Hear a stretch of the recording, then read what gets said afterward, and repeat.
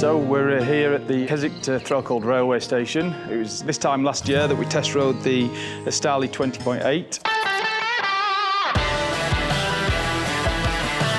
And today we've got the 20.9 to give it a test ride and see what the differences are.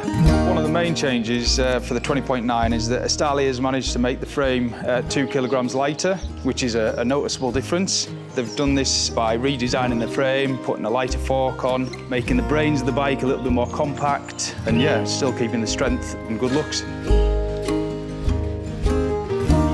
Another way that Estarli has managed to save on weight is by putting a new group set on.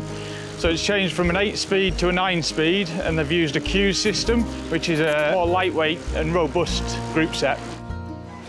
So what we find is on a bike this size, we usually find that they don't run a torque sensor, which usually makes the ride feel a little bit surgy and not as reactive on the hills. But on the Estarli 20.9, it now comes with a torque sensor, which makes it a much better feel.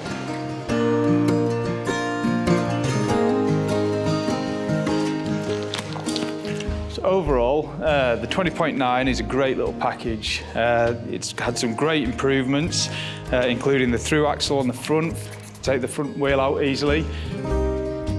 You know, predominantly we've sold Estarlis with the mudguards and the bike racks, but I've had real good fun on this sort of stripped back version, and I'm quite keen to take it on some, some simple off-road.